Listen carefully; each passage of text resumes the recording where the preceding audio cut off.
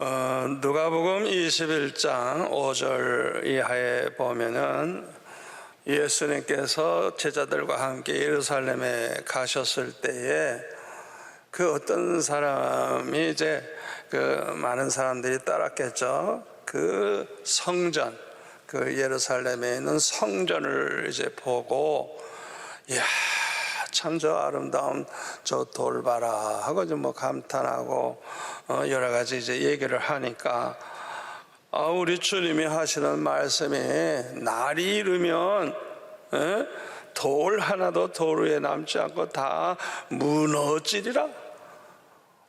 아주 그냥 깜짝 놀랄 만한 말씀을 하셨어요. 그때 그들이 물어 이르되 선생님이여, 그러면 어느 때에 이런 일이 있겠사오며 이런 일이 일어나려고 할 때 무슨 징조가 있겠습니까? 주님에게 이렇게 질문을 했을 때 주님께서 아주 자세하게 말씀을 하십니다.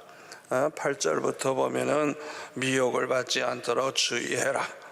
많은 사람이 내 이름으로, 예수님의 이름으로 와서 이르되 내가 바로 그라 하며 때가 가까웠다. 아주 신령한 자같이 이렇게 얘기를 한다는 거예요. 그러나 그들을 따르지 말라.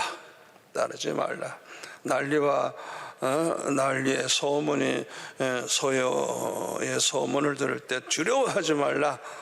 이 일이 먼저 있어야 하되 끝은 곧 되지 아니하리라. 또 이르시되 민족이 민족을, 나라가 나라를 대적하여 일어나겠고 곳곳에 큰 지진과 기근과 전염병이 있겠고 또 무서운 일과 하늘로부터 큰 징조들이 있으리라. 이 모든 일 전에 내 이름으로 말미암아 너에게 손을 대어 박해하며 회당과 옥에 넘겨주며 임금들과 집권자들 앞에 끌어가려니와 이 일이 도리어 너에게 증거가 되리라. 그러므로 너희는 변명할 것을 미리 궁리하지 않도록 명심하라. 내가 너의 모든 대적이 능히 대항하거나 변방할 수 없는 구변과 지혜를 너에게 주리라. 심지어 부모와 형제와 친척과 벗이 너희를 넘겨주어 너희 중에 몇을 죽이게 하겠고 또 너희가 내 이름으로 말미암아 모든 사람에게 미움을 받을 것이지만은 너희 머리털 하나도 상하지 아니하리라. 특별히 순교의 그 축복을 받은 몇 사람은 죽지만 하나님이 허락하지 않으면 너희들 머리털 하나도 안 상해. 여러분, 공중에 나는 새 한 마리도 하나님의 허락이 없이는 안 떨어진다는 거예요. 우리의 죽고 사는 것이 하나님의 손에 있다는 거예요. 그러니까 우리 주님 말씀하시길 머리털 하나도 상하지 아니하리라. 우리가 걱정할 필요 없다는 거죠. 그런데 우리 주님께서 어떻게 이렇게 자세하게 말씀하실 수가 있을까요? 그것은 우리 예수님이 전지전능하신 하나님의 아들이시기 때문에 그런 거예요. 아멘. 우리 주님은요, 태초부터 영원한 미래까지 다 이렇게 내다보고 계세요. 우리는 그걸 모르지만은 우리 하나님은요, 예수님은요, 하나님의 아들이시기 때문에 태초부터 그냥 앞으로 영원한 미래까지 그냥 다 그냥 보고 계시는 거예요. 그래서 예수님의 그 말씀은 하나도 어긋남이 없이 지금까지 그대로 다 이루어졌어요. 그러니까 어떤 인간도, 기독교를 공격하는 사람도 하나님의 말씀을 가지고는 까불 수가 없어요. 왜? 그대로 다 이루어졌고요, 앞으로도 또 그대로 이루어질 거예요. 아멘.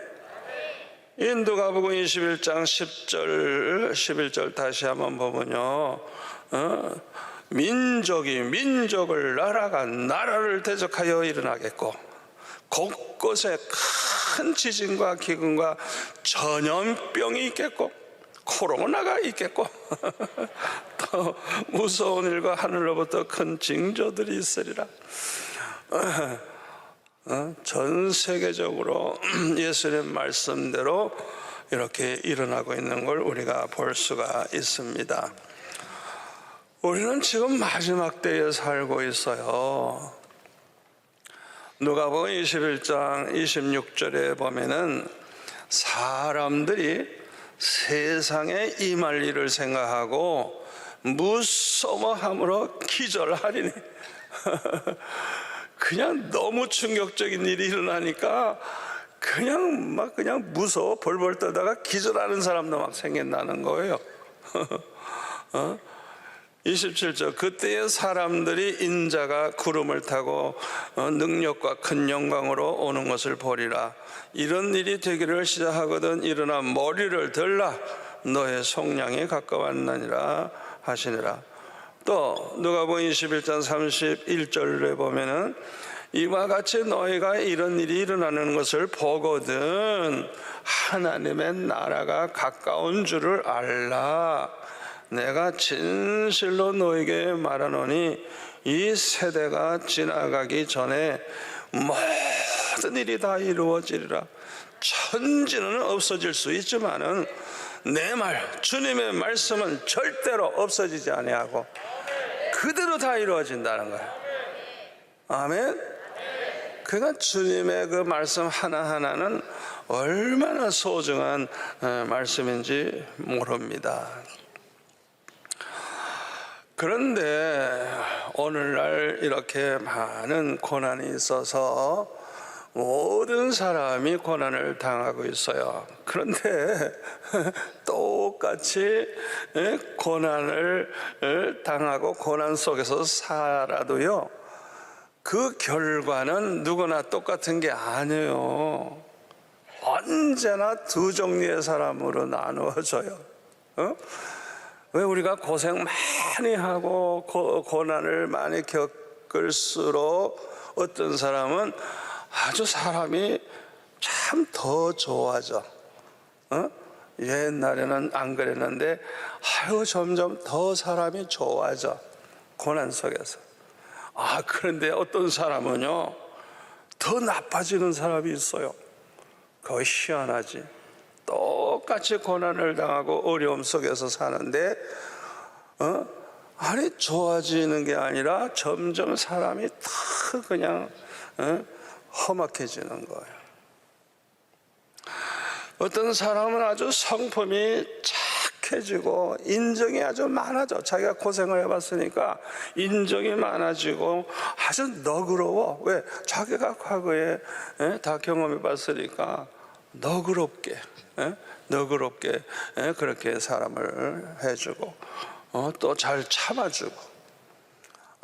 그런데 어떤 인간은 정반대야. 그냥 성품이 그냥 더 고약해지고 아주 그냥 몰인정하고 그냥 잔인하고 잘 참지를 못하고 그냥 성질을 부리는데 그냥 한번 성질 나면 뒤집어 엎으려고 그래. 그냥 똑같이 살았는데 같은 그 환경에서 살았는데 어떻게 이렇게 달라지는지 몰라요.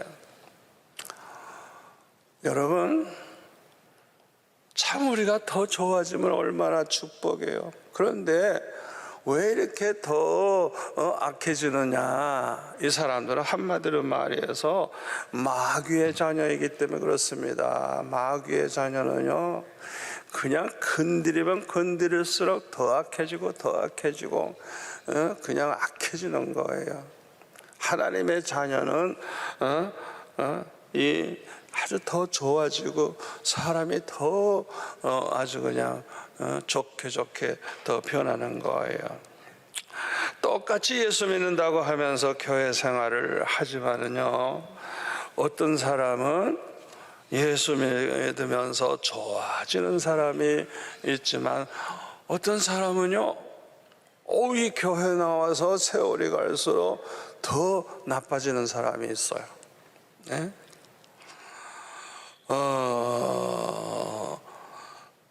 그래서 참 왜 이런 일이 생기느냐 이거예요. 저와 여러분은 모두가 다 이렇게 어려움 속에서 이제 살 때 점점 좋아질 수 있기를 바랍니다. 그 아브라함은요, 우상 숭배하는 부모 밑에서 자라났어요. 그런데 하나님의 택하심을 받아가지고요, 믿음의 조상이 됐어요.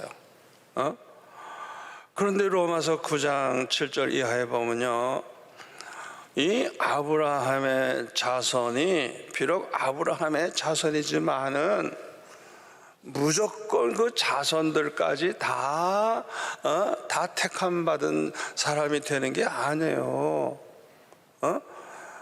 그러니까 아브라함의 자손인데도 불구하고 이삭이 있지만은 이스마엘과 같은 이방인이 생기는 거예요. 그 불택자거든요. 그 아브라함의 자손이 하늘의 별과 같이 바닷가의 모래와 같이 많아지리라 그랬어요. 그런데 그들이 다 택함 받은 자가 아니라는 거예요.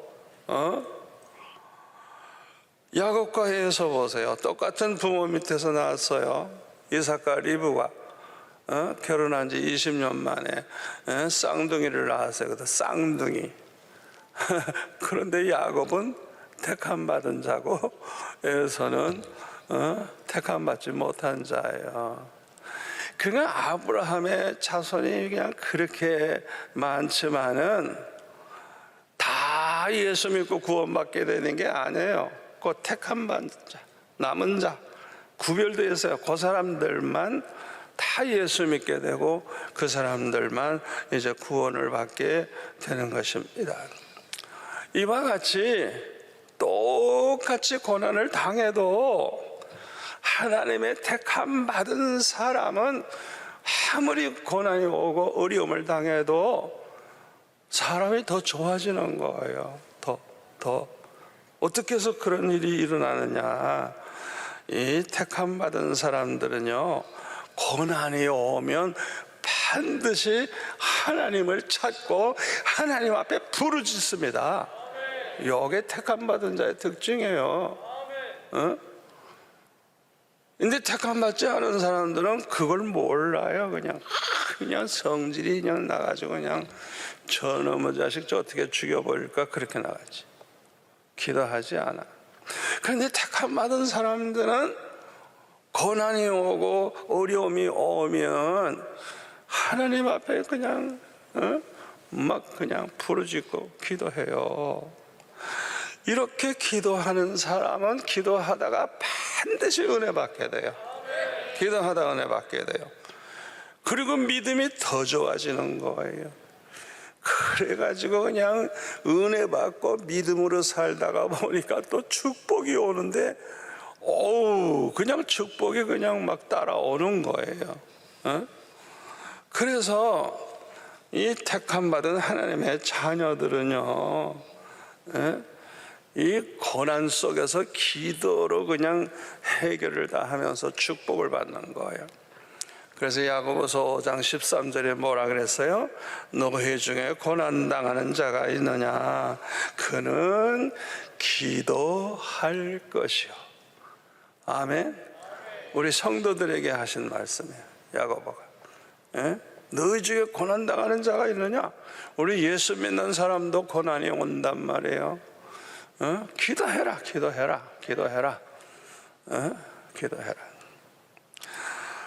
시편 50편 15절에 보면 환난 날에 나를 부르라.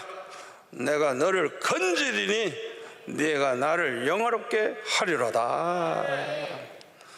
이 환난 날에 하나님을 막 부르래요. 그냥 부르짖고 기도하라는 거예요. 그러면 하나님 우리를 건져주신대. 그래서 하나님께 영광 돌리게 된대. 그냥 왜? 더 은혜 받고 더 믿음이 좋아지고 그냥 더 아주 믿음이 강해지고, 그래서 하나님께 영광 돌리게 된다는 거예요. 아멘. 제가 아주 존경하는 우리 권사님이 아주 옛날에 어려움을 많이 겪으신 분이에요. 너무 아주 내가 간증을 들으니까 그냥 어이구, 세상에 저렇게 고통을 당하는 사람이 얼마나 있을까 할 정도로 아주 그냥 뭐 웬만한 분이 겪지 아니한 고난을 겪은 분이에요. 그러니까 이분은 아주 그냥 그 믿음이 굉장히 강해졌는데, 그 아이들과 함께 어렸을 때부터 제가 그 부족하지만은 철학기도 테이프가 전 세계에 나갔구만, 알고 보니까. 그래가지고 그걸 그냥 그 외국에 사는 분인데, 그 애들하고 예배 드릴 때마다 철학기도 설교 얼마나 길어요. 1시간 이상 하는데 그 설교를 들었대요, 예배 때마다. 이야, 그래가지고 아이들도 그냥 믿음으로 자라나가지고 그냥 그 어려움 속에 있으니까 그냥 기도도 열심히 하고 말씀에 은혜 받아가지고 그 아들 딸들이 다 은혜를 받아가지고 또 그 권사님 가정도 축복을 받아가지고 그냥 뭐 지금은 얼마나 잘 되는지 몰라. 그냥 자녀들도 그냥 아들 딸들이 얼마나 훌륭한 사람이 되는지 몰라요. 그래서 제가 그걸 볼 때 참 감사하다.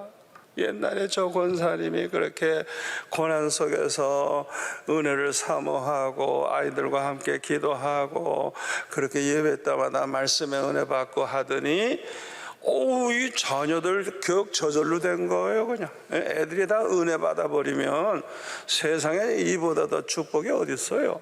그렇잖아요. 은혜 받으면 되는 거예요. 이 애들이 은혜 받으면. 그런데 이제 문제가 있습니다. 그게 뭐냐 하면요, 우리가 그렇게 받는 축복, 하나님이 그 옛날엔 고생했지만 그냥 모든 거 해결되고 지금은 잘 살고 잘 된 건 좋은데, 그게 계속되면 얼마나 좋겠어요. 그렇죠? 그런데 이런 사람에게도 또 다른 위기가 찾아올 수 있다는 걸 알아야 돼요. 이때에 오는 위기는 아주 영적인 위기인데 사람이 교만해지는 거예요. 교만해지는 거예요. 여러분, 이 교만해지는 거는요 아주 비극입니다. 비극. 베드로전서 5장 5절에 보면 하나님은 교만한 자를 대적하시되 겸손한 자들에게 은혜를 주시느니라. 하여튼 그냥 과거에 은혜 받았다고 할지라도 그냥 그 축복받은 다음에 교만해지면 하나님이 대적하신데 그냥 원수가 되는 거예요, 완전히. 그리고 은혜를 절대 못 받아. 은혜는 겸손한 자가 은혜를 받을 수 있거든요. 그러니까 옛날에 받은 은혜 다 사라진 거예요. 옛날에 자기가 은혜 많이 받았다고 그래가지고 지금도 그런 줄 착각을 하는데, 알고 보면 이미 받은 은혜 다 잃어버렸고 얼마나 그 심령이 강팍해지는지 몰라요. 잠언 16장 18절에 보면 교만은 패망의 선봉이요, 잠언 18장 12절에 보면 사람의 마음의 교만은 멸망의 선봉이라.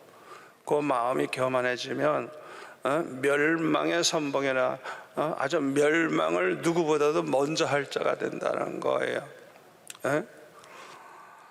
그러므로 우리는 성공했을 때, 모든 게 잘 될 때, 또 부유해졌을 때 교만해지지 않아야 돼요. 아멘. 자, 그러면 우리가 교만해졌을 때 그 교만해졌다는 걸 어떻게 알게 되느냐? 첫째로 하나님을 찾지를 않아요. 우리가 날마다 하나님의 은혜로 사는 것이지 하나님의 은혜가 아니면 살 수가 없는데, 너무 성공하고 모든 게 잘 되고 이러니까 하나님을 찾지를 않아. 예배도 등한히 하기 시작하고요, 교회도 잘 안 나오기 시작하고요. 그래가지고 점점 믿음을 잃어버리게 되는 거예요. 이건 아주 정말 이건 망해가는 거예요. 이건. 또 두 번째로는요, 사람이 교만해지면요, 감사할 줄 몰라요. 지금 이렇게 잘 살고 복 받은 것이 다 하나님의 은혜인데, 그 하나님의 은혜로 이렇게 됐지 내가 잘나서 된 게 아닌데, 그 하나님의 은혜로 됐다는 걸 몰라요. 마치 자기가 누구보다도 똑똑하고 잘나서 모든 걸 아주 잘했기 때문에 성공한 줄 알고 그냥 자기 자랑이나 했지, 하나님 앞에 감사할 줄을 몰라. 아주 하나님 앞에 감사하는 거 인색해. 너무 인색해. 근데 성경에 보면 히스기야 왕이 그랬어요. 히스기야 왕. 이 히스기야 왕은요, 아이고, 뭐 그냥 그 나라가 위기일 때도 그냥 다 기적이 일어나가지고 아수르 군사가 그냥 하룻밤 사이에 18만 5천 명이 다 죽어버리고, 그냥 그들이 그냥 한번 싸워보지도 않고 그냥 다 죽어버렸으면 끝났죠. 뭐. 그런 일이 막 생기고 하니까 그냥 전 세계에 소문이 나가지고 그냥 이 히스기야가 그냥 얼마나 유명해졌는지 몰라요. 그리고 하나님이 그냥 축복하시는데 얼마나 또 나라가 부강해지는지 몰라요. 그때에 이 사람이 교만해졌어요.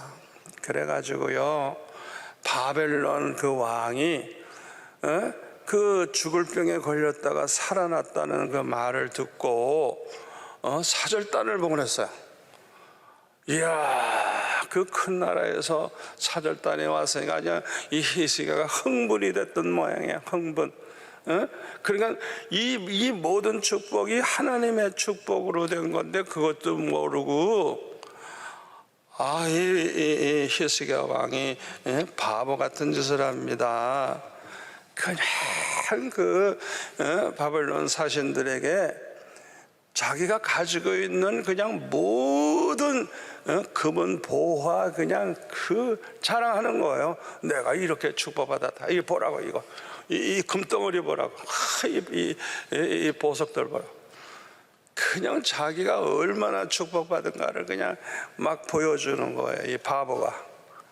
그리고 자랑하는 거예요. 자, 여러분 집에 다이아 반지가 쌓여 있다는 거 알면 전 세계 도둑과 강도가 다 옵니다. 그렇죠. 저 집에 들어가면 그냥 다이아 보석이 가득 차 있다 소문나 보세요. 목숨 걸고 와요. 목숨 걸고. 그런 바보가 세상에 어디 있어. 우리 교회 초기에 첫 번째 그 장로님, 그 다이아 반지인가 뭔가 이런 걸 양말 벗어놓는데 그 속에 이렇게 넣어놨었대요. 도둑이 들어왔다 갔는데 다른 건 서랍도 다 열고 다 뭐 가져갈 거 찾았는데 이렇게 던져버린 양말 속에 다이아가 있다는 걸 몰랐잖아요. 그래가지고 그건 안 잊어버린 거예요. 옛날엔 도둑이 참 많았어요. 가난해서 그런지 모르지만. 하여튼 이 히스기야가 어리석은 짓을 한 거예요. 그래서 이제 이사야 선지자가 책망을 하죠.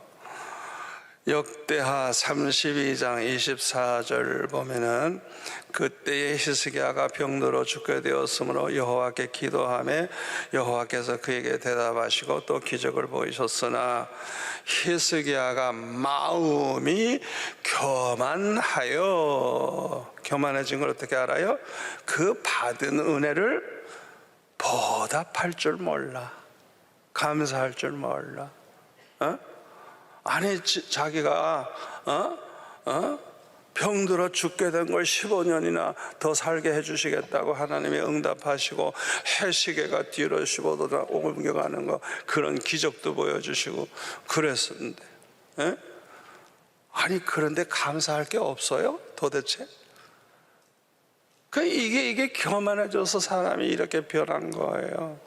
은혜를 보답할 줄 몰라. 여러분 은혜 받았으면요 보답하려고 그래야죠. 보답하려고. 자기가 뭐 잘나서 잘 살 줄 알아 세상에. 에? 아니 여러분의 재산이 여러분 거예요. 하나님이 주셔서 받은 거지. 그런데 그걸 가지고 벌벌벌벌 떨어 그냥 하나님 앞에 그냥 아주 그냥 헌금도 벌벌벌 떨고 그냥. 그 착각 속에 사는 거예요. 하나님의 은혜를 보답해야지. 우리가 남보다 축복 더 많이 받았으면 이게 다 하나님의 은혜로 받은 건데 왜 보답할 생각을 안 해?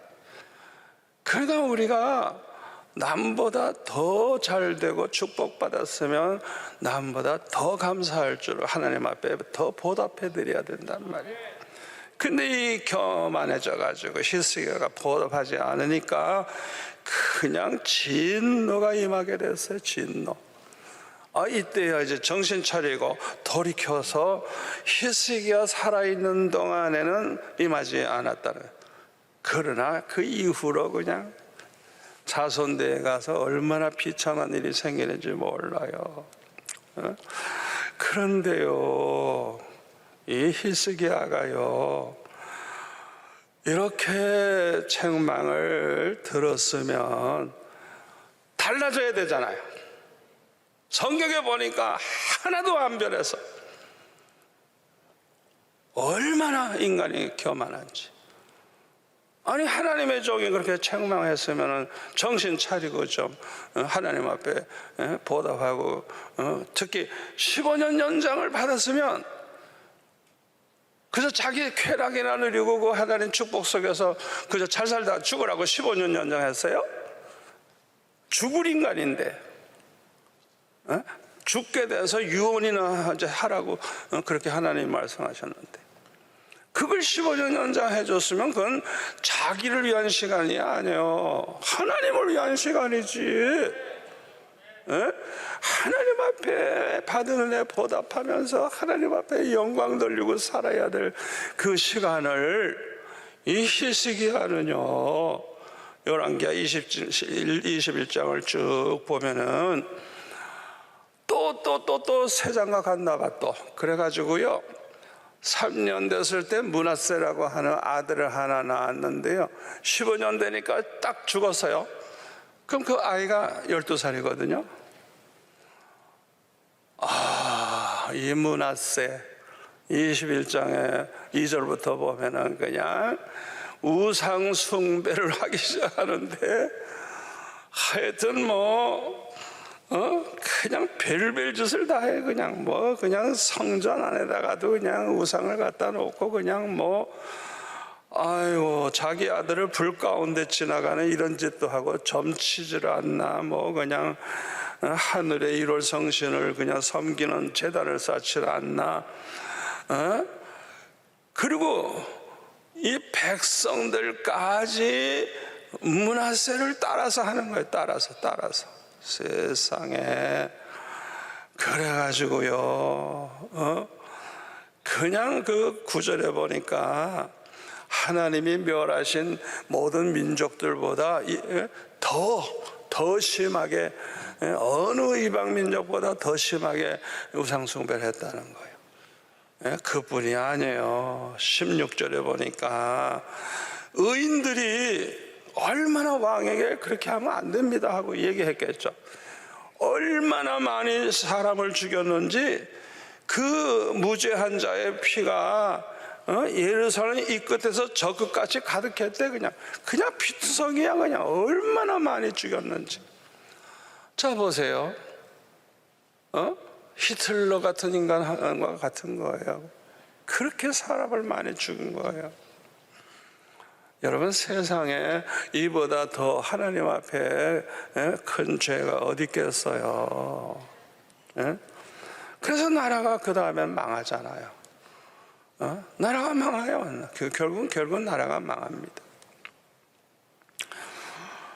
또 세 번째로 누구나 교만하면요 다른 사람을 비방을 많이 하고요 판단을 자꾸 해요. 뭐 자기는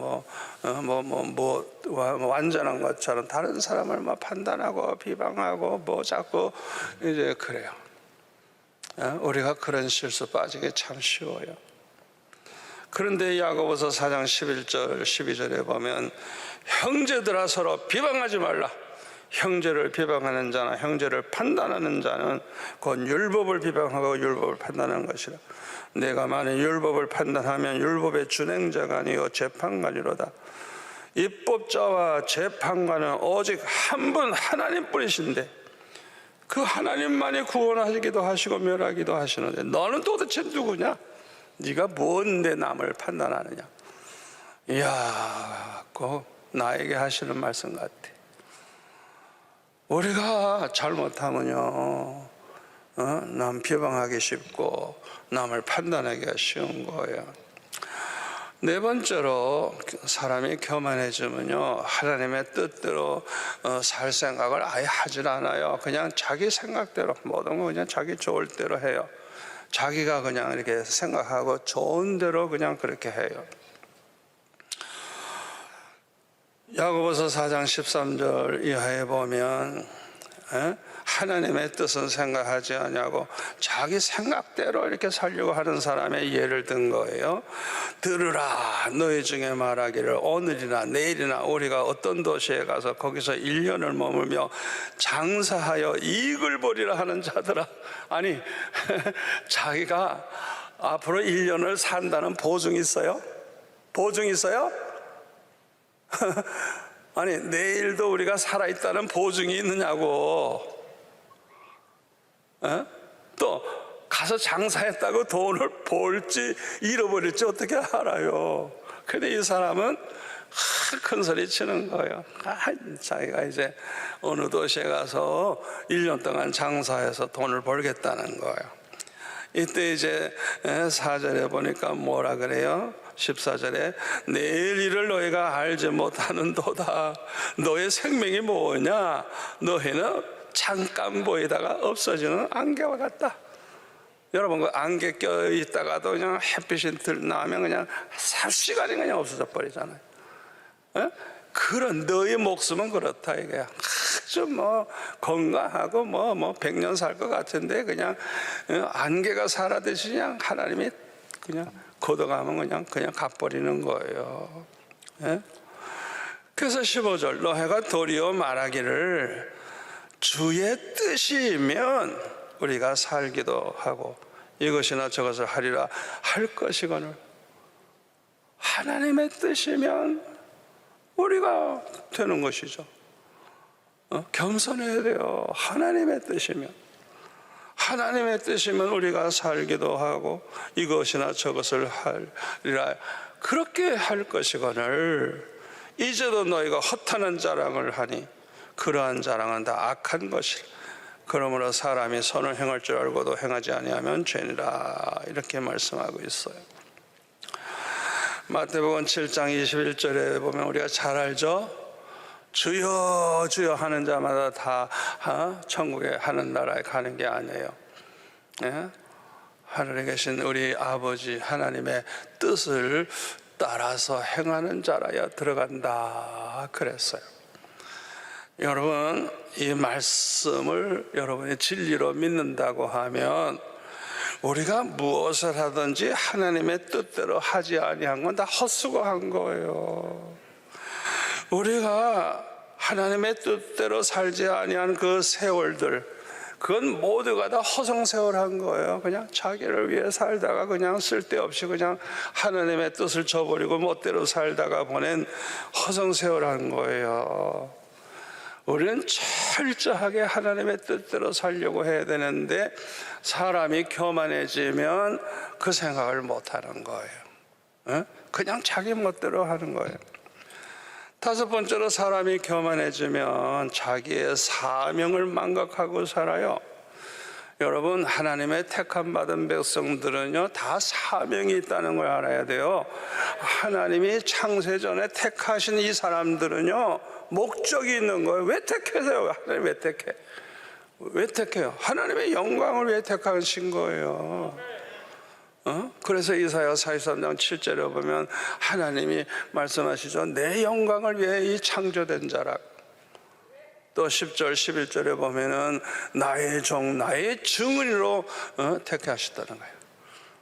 또 이사야 43장 21절에 보면 찬송 받으시기 위해서 택하셨다는 거예요.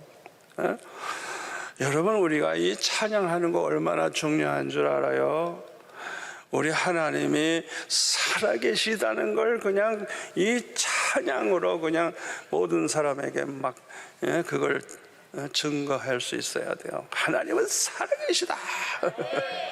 또 하나님이 어떠한 분인가, 또 하나님이 행하신 게 무엇인가, 이런 걸 그냥 찬양을 통해서 하나님께 영광을, 우리 하나님이 이렇게 해주셨습니다, 이렇게 하셨습니다, 우리 하나님이 그렇게 찬양을 하면서 우리가 산다고 하면, 이야, 그냥 하나님의 그 가장 바라시는 그대로 우리가 산다고 하면 얼마나 하나님이 기뻐하시겠어요. 그런데 교만한 사람은 그렇게 살려고 하질 않아요. 저와 여러분은 마지막 때에 살고 있습니다. 주님이 다시 오실 날이 정말 가까운 그런 마지막 때에 살고 있어요. 이런 때에 우리가 어떻게 사는 것이 제일 좋을까요? 우리 주님이 이렇게 말씀하셨어요. 누가복음 21장 34절에 너희는 스스로 조심하라. 그렇지 않으면 방탕함과 술 취함과 생활의 염려로 마음이 둔하여지고 뜻밖의 그날이 덕과 같이 너에게 임하리라. 이 날은 온 지구상에 거하는 모든 사람에게 임하리라. 이러므로 너희는 장차 올 모든 일을 능히 피하고 주님 앞에, 인자 앞에 서도록. 우리가 주님 앞에 가야 되죠. 어디로 가요? 주님 앞에 가야지. 아멘. 주님 앞에 가야지. 참 잘 왔다, 너희 수고했다, 날 섬기려고 세상에서 얼마나 고생했노. 주님이 그렇게 맞아주셔야 될 거 아니야. 이게 주님 앞에 설 수 있도록 깨어 있으라. 항상 깨어 있으라. 우리는 주님의 이 말씀대로 살아야 될 줄로 믿습니다. 우리가 언제 주님 오시더라도 주님 앞에 설 수 있도록 그렇게 우리가 살아야 돼요. 에베소서 5장 15절 이하에 보면 사도 바울은 이렇게 말했습니다. 그런즉 너희가 어떻게 행할지를 자세히 주의하여 지혜 없는 자 같이 하지 말고 오직 지혜 있는 자 같이 하여 세월을 아끼라. 때가 악하니라. 그러므로 어리석은 자가 되지 말고 오직 주의 뜻이 무엇인가 이해하라. 절대 허송세월 보내지 말라 이거예요. 어리석은 인간 되지 말고 오직 하나님의 뜻, 주님의 뜻이 무엇인가 그걸 똑바로 분별하고 살라 이거예요. 시와 찬송과 신령한 노래들로 서로 화답하며 너의 마음으로 주께 노래하며 찬송하며 범사에 우리 주 예수 그리스도의 이름으로 항상 하나님 아버지께 감사 생활 잘하고 그리스도를 경외함으로 피차 복종하라. 사도 바울은 이렇게 말했어요. 우리는 하루하루를 어떻게 사는 것이 가장 좋을까요? 우리가 어떻게 살다가 다시 오시는 주님을 만나면, 주님 오실 때 우리가 어떻게 살고 있다가 주님을 만나시면 가장 좋을까요? 데살로니가전서 5장 17절 16절 이하에 보면 항상 기뻐하라, 쉬지 말고 기도하라, 범사에 감사하라. 이것이 그리스도 예수 안에서 너희를 향하신 하나님의 뜻이니라. 항상 기뻐하고 쉬지 말고 기도함으로 깨어있고 그냥 범사에 어려운 일이 있어도 감사합니다, 감사합니다, 감사합니다, 항상 감사하면서 사는 거. 그게 하나님이 원하신 우리를 향하신 하나님의 뜻, 나는 너희들이 그렇게 다 살기를 원한다 하는 하나님의 뜻이 바로 여기에 있다는 거예요. 그러니까 우리가 이 말씀대로 사는 것이 가장 좋을 것입니다. 우리가 항상 이 말씀대로 살려고 하면 지금까지 살아오던 중에 가장 그 좋았던 추억을 항상 생각하는 거예요. 여러분 간증거리 있잖아요. 아주 좋은 야 그때 우리가 이렇게 어려움 당했는데 그때 우리가 정말 그냥 어떻게 될지 몰라서 간절히 기도했는데 하나님이 이렇게 해주셔서 그때 우와 우리가 그냥 그 어려움을 이렇게 해결했어 하고 그냥 이런 그 간증거리 있잖아요. 좋았던 거 그런 걸 항상 이렇게 생각하면서 늘 감사하는 마음 가지고 사는 거예요. 감사합니다 감사합니다 감사합니다. 좋았던 거 생각하니까 그냥 감사할 것밖에 없죠. 그 다음에 그냥 얼마나 기뻐요. 그냥 하나님이 이렇게 하셨지 좋았던 일을 생각하면서 기뻐하면서 살고 찬송을 하면서 간증을 막 하면서 그렇게 하나님께 영광 돌리면서 사는 것이 얼마나 좋겠어요. 또 우리 주님이 오시기 전에 우리를 주님이 불러가실지도 모르니까 아예 지금 살아있을 때 좋은 추억을 남기면서 가는 게 좋을 것 같아요. 좋은 추억을 남기라. 교회에도 아이고 그 장로님이 얼마나 좋은 분인지 몰라. 교회 그 권사는 이런 분이었어. 그 권사님 그 집사님 좋은 추억을 남기라 이거예요. 또 자기 가족들에게도 좋은 추억을 남기고 가야 된다. 좋은 추억. 그리고 자녀들에게도 좋은 추억을 남겨서 갑자기 가시는 그 부모에 대해서 그냥 생각하면 자랑스러운 거야. 왜? 너무 훌륭했었으니까. 여러분 저는요 우리 교회 개척 초기에 정말 내 마음에 드는 좋은 일꾼이 없어가지고 막 하나님 앞에 울면서 기도했어요. 아버지 나는 실패자입니다. 막 울면서 기도했어요. 왜 우리 교회는 좋은 일꾼이 없냐고. 그랬더니 주님께서 그 눈물의 기도를 들으시고 말씀을 하시는 거예요. 사람이 저절로 사람 되는 줄 아니? 좋은 장로가 저절로 나오는 줄 아니? 좋은 일꾼이 저절로 생기는 줄 아니? 교육과 훈련을 계속 시켜야 된다 이거예요. 제가 무슨 교육할 게 있다고 계속 해요. 근데 교육과 훈련을 계속 시켜야지 내버려 두면 안 된대요. 그래서 제가 또 물었죠. 아이고 나는 내가 교육할 게 뭐 없는데 뭐 어떻게 교육을 하죠? 그랬더니 이야 기적과 같은 말씀을 하시는 거예요. 이 부산에서 그래도 연세 많은 분들 그 훌륭하게 목회하시는 분들 청에다가 주일 저녁마다 매주일 저녁마다 1시간씩 평생에 잊을 수 없는 가장 좋은 자기 목회 수십 년 하는 동안에 잊을 수 없는 그 사람 가장 좋은 사람 그 사람에 대한 얘기를 해달라고 그렇게 하면 된다는 거예요. 이야 성령께서 나에게 그냥 그런 응답을 주시는데 세상에 이런 게 무슨 책에 있어요? 어디 있어요? 주님이 나한테 가르쳐 준 거예요. 그래서 제가 그냥 할렐루야 감사합니다 그래가지고 그냥 그 다음에 막 교섭을 해가지고 그냥 목사님들을 모시고 목사님 평생에 잊을 수 없는 너무너무 좋았던 장로님 권사님 집사님에 대해서 얘기를 좀 해달라고. 설교하지 말고 설교 하루 종일 들었으니 설교하지 말고 간증만 정말 자랑스럽고 평생 잊을 수 없는 그 사람들에 대한 얘기만 해달라고. 이야 매주일 저녁마다 듣는 거예요. 그걸 그냥 6월 첫 주일에 이제 임직식이 있기 때문에 그때까지 하는데 매년 하는 거야, 매년. 자, 생각해 보세요. 그런 훌륭한 분들의 이야기를 자꾸 들으면, 이야, 나도 그렇게 돼야 되겠다. 나도 그렇게 해야 되겠다. 저절로,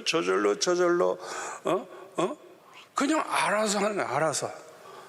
그 다음부터 우리 교회는 그냥 뭐 이렇게 해달라고 할 필요도 없어. 그냥 알아서 다 그냥.